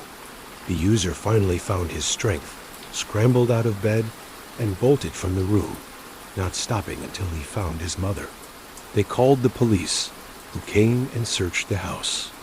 In his closet, they found the access panel to the crawl space. From the looks of it, the man had been living there for weeks, maybe even months. He had learned the user's name just by listening to them through the floorboards. According to the Reddit post, the man was never found, leaving the user with the terrifying knowledge that a stranger had been living inside the walls of his home the whole time. What do you do when you're faced with a decision where every single option feels wrong? This next story comes from a user who was just a kid when this happened, about 10 years old, back in 1987. Her dad and brother were gone for the weekend, leaving her 8-year-old sister, and their mom home alone. They'd spent the night playing Monopoly and watching TV before they all crashed in sleeping bags on the living room floor. Around 2 in the morning, a frantic, desperate pounding on the front door woke them up. They crept to the window next to the door and saw a young woman, probably in her late teens or early 20s. She was hysterical, crying and begging them to let her in, claiming her boyfriend was chasing her and was going to kill her. Think about that for a second. A terrified woman is on your doorstep, pleading for her life. Your first instinct is to help, right? But the user's mother stayed incredibly calm. She spoke to the girl through the locked door, her voice firm but gentle. "I'm sorry, love," she said. "I can't let you in because I have 2 little girls in here, and I can't risk your boyfriend getting in and hurting them. But I can call the police for you if you just stay right there." The woman outside got even more desperate, insisting there was no time, that they had to let her in now. Again, the mother politely refused. She ran to the kitchen, grabbed the wall-mounted phone with its super long cord, and dialed 911. While she was on the phone with the dispatcher, she went back to the door and told the woman the police were on their way. This seemed to push the woman over the edge. She screamed, "I don't need the police because I'll be dead before they get here." But the mother stood her ground, apologizing again, but refusing to unlock the door. And that's when the woman's entire demeanor changed. She just stopped. She turned around and walked calmly off into the darkness. 5 or 7 minutes later, the police showed up, but she was long gone. For years, the user said she felt guilty about it, wondering what happened to that girl and thinking her mom had been cruel. It wasn't until she was much older that her parents told her what the police said that night. The officers explained that this was a known tactic used by home invaders in the area. One person, often a woman, creates a desperate story to get you to open the door. As soon as you do, their accomplices, hiding nearby, rush the house. That young woman wasn't a victim. She was the bait. Her mother's difficult choice had likely saved them from something truly horrible. It's pretty chilling how quickly a safe situation can turn, isn't it? If you appreciate these kinds of stories and want to hear more, please take a second to like this video and subscribe to the channel. Don't forget to hit the notification bell so you don't miss what's next. It really does help us out a ton. Now, let's get back to the darkness. Our final story is about a different kind of home invasion, one that was quieter, slower, and in some ways, a lot creepier. It was posted by a Reddit user who lived with his family in a house right up against a large wooded area. He and his dad were both hunters, so they knew the woods and the people around them pretty well. One afternoon, the user's father was just sitting on their back porch when he saw a man walk out of the tree line and onto their property. He didn't recognize him. The stranger walked up to the porch and started a conversation. He seemed friendly enough, but his questions were off. He asked if they had any deer on their property. The father said no. Their land wasn't really suited for it. The man pushed, asking if he could hunt on their land anyway. The father politely said no, explaining it wasn't a good spot, and they didn't allow others to hunt there. The man seemed to accept it and walked away, disappearing back into the woods. It was a weird conversation, but nothing to really worry about. A few weeks went by, and the user was home alone. He was in the living room and heard a knock at the front door. He looked through the peephole and saw the same man standing there. The user didn't open the door. He just waited. The man knocked again, harder this time. After a few silent moments, the man turned and walked off. The user watched through a window as he walked to the edge of the yard, turned back to look at the house one last time, and then vanished back into the forest. This started happening every few weeks. The man would just show up. Sometimes he'd knock. Other times, he'd just stand at the edge of the property, staring at the house.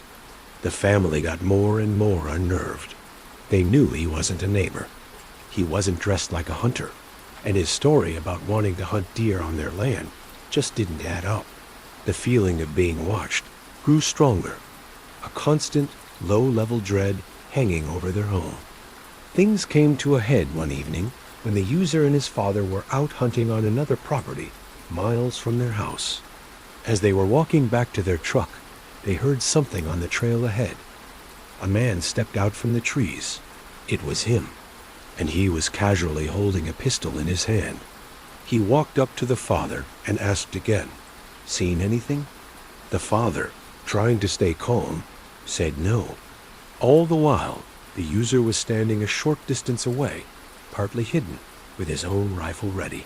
He watched the man, who seemed confident, almost cocky.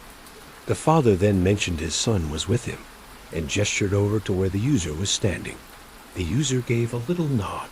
The second the stranger realized the father wasn't alone, his entire attitude changed. All that confidence just evaporated.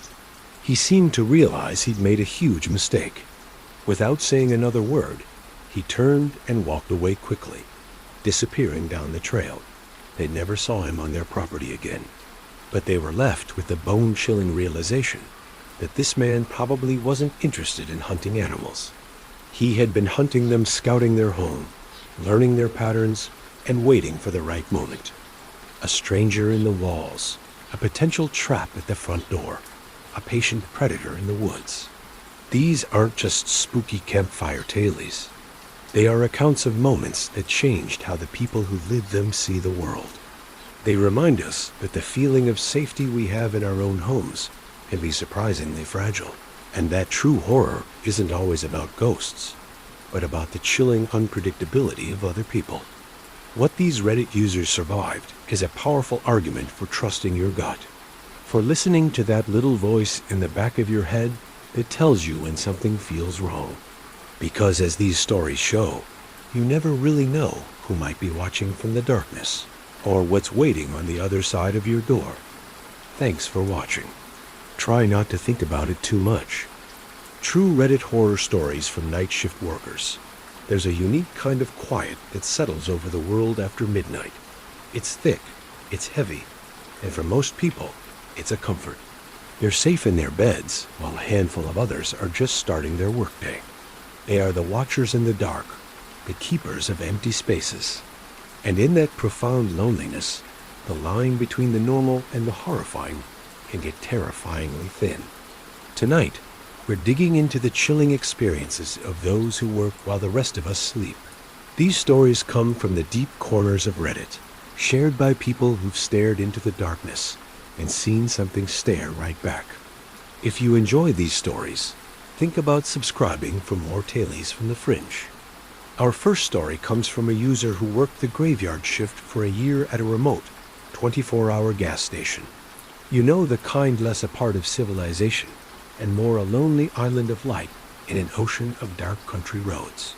Most nights were just a slow crawl of stocking shelves, cleaning coffee pots, and watching the hours tick by.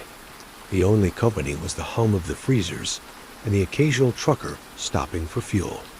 The nights it rained were the worst. The world outside the plate glass windows would dissolve into a blurry, distorted mess, and the drumming on the roof felt like it was counting down to something awful. It was on one of these nights that his comfortable boredom curdled into raw fear. Around 2 in the morning, a car pulled up to pump 4, the one furthest from the store. That was strange. Late-night customers almost always chose the well-lit pumps closer to the door. He watched as a man got out. Through the sheets of rain, he couldn't make out any features, just a tall, thin silhouette that moved with a weird, jerky stiffness. The man didn't grab the pump. He just stood there, facing the store, perfectly still. Minutes stretched into 10, then 20. The rain hammered down, but the figure at pump 4 was motionless, a dark statue in the middle of the storm. A prickle of unease crawled up the employee's spine. He thought about calling the police, but what would he even say? That a man was just standing there. He decided to try the external intercom. "Sir, can I help you with anything out there?" he asked, his voice sounding small and tinny through the speaker. No response. The figure didn't twitch a muscle.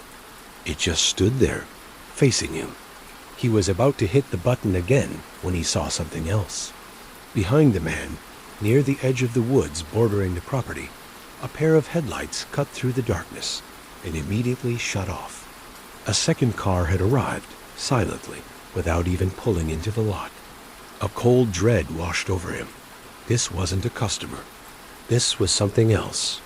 He quickly locked the front door and ran to the small back office, his heart pounding. He flicked through the security monitors. Camera 1, front of the store, empty. Camera 2, the side lot, empty. Camera 3, covering pumps 3 and 4, showed nothing. Just the rain-slicked asphalt where the man should have been. He rewound the footage. He watched himself on the monitor, looking out the window. He saw the car pull up, but when he zoomed in on the driver, the image was just a mess of digital noise. It was a person-shaped block of static. He fast-forwarded to the moment he ran to the back room. The instant he was off-screen, the static figure at the pump just vanished.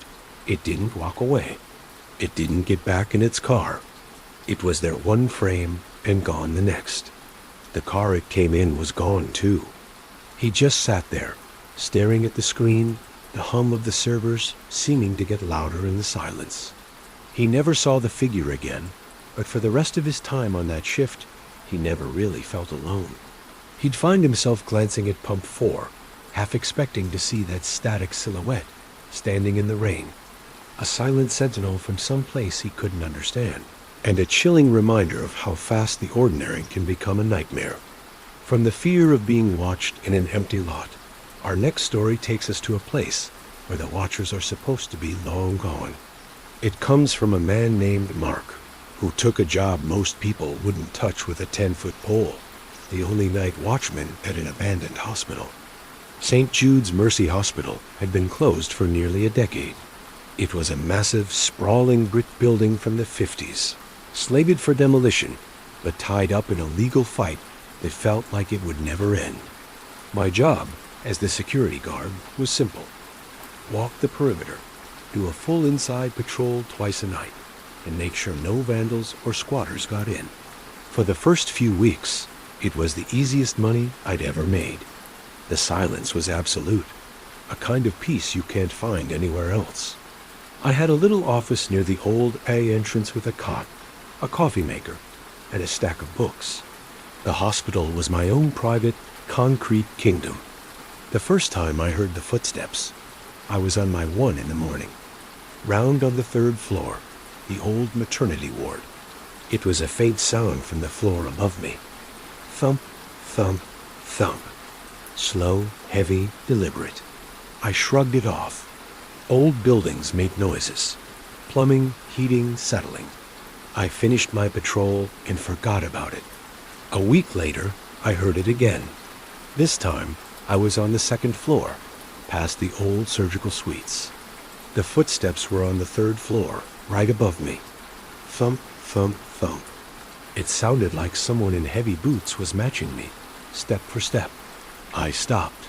The footsteps above me stopped. I took a step. A moment later, a thump echoed from the ceiling. A chill went down my spine. I called out, my voice way too loud in the dead air. Hello?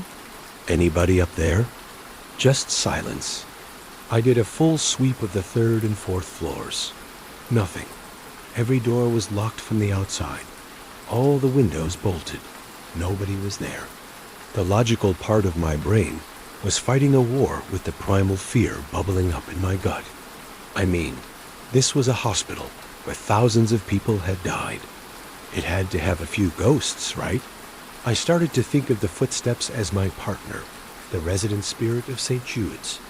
It was a coping mechanism, a way to file the terror under paranormal so I could try to live with it. But the fear didn't stay filed away. It grew. The footsteps started happening every night. They were always on the floor directly above me, shadowing my every move. I'd speed up. They'd speed up. I'd stop. They'd stop. I started to dread my patrols. My hands slick with sweat, my grip tight on my heavy maglite. I was a professional security guard, trained to handle threats I could see. But how do you deal with a ghost? I felt constantly watched, this deep, unnerving feeling that I wasn't just alone, but being observed by something I couldn't see. Then one night, about 2 months in, the game changed.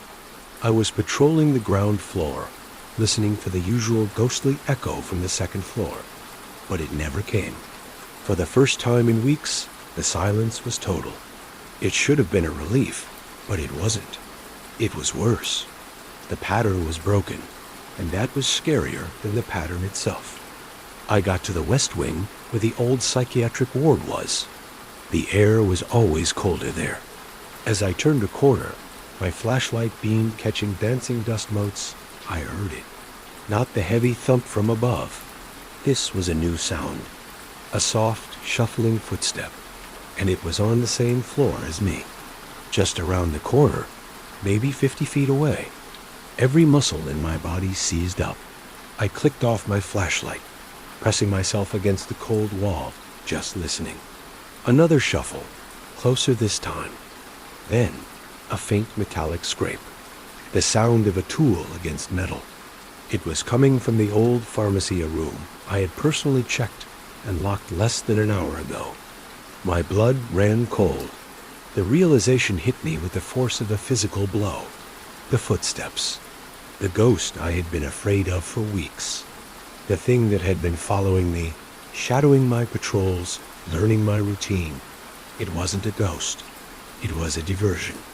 Someone living had been using the acoustics of the empty hospital, walking on the floor above me to track my position, to know exactly where I was so they could move around freely somewhere else. The hunter I thought was a phantom was made of flesh and blood. I crept forward, my heart hammering my ribs. I peeked around the corner into the pharmacy, and I saw him. A thin, wiry man was crouched in the middle of the room with a crowbar, prying open an old narcotics locker. He had a backpack at his feet, already half full. He hadn't heard me. He was focused. For a second, I was paralyzed. This was so much worse than a ghost. A ghost couldn't hurt me. This guy, armed with a crowbar and cornered in the dark, definitely could. I raised my heavy flashlight, my knuckles white. Get out. I yelled, my voice cracking. The man shot to his feet, spinning around with a wild look in his eyes, holding the crowbar like a weapon. We stood there for a heartbeat, frozen in the dark, the only sound our own ragged breathing. He was just a man, probably a junkie looking for a score, but in that moment, he was all my fear made real. He had been my ghost. He was the thing haunting the halls of St. Jude's. He took a step toward me, then stopped. He glanced at the door, then back at me. He was doing the math. He decided it wasn't worth it. With a curse, he grabbed his backpack and scrambled out a window he'd broken to get in, vanishing into the night. The police came, took a report, but they never found him. I quit the next day. I couldn't shake the feeling. For 2 months, I had walked those dark halls, terrified of a spirit. But the whole time, the real danger was alive and well, walking just a few feet above my head, listening to my every step and waiting for his moment. I learned something on that job. The dead might be scary, but it's the living you really have to watch out for. The night shift holds a unique place in our minds. It's a time when the world is supposed to be asleep, making any strange event feel that much more unsettling. Thank you for watching and listening to these stories from the edge of the night. If you have a scary story from the night shift you'd like to share, leave it in the comments. For more Tales from the Dark, don't forget to like this video and subscribe to the channel. Stay safe and always check the shadows.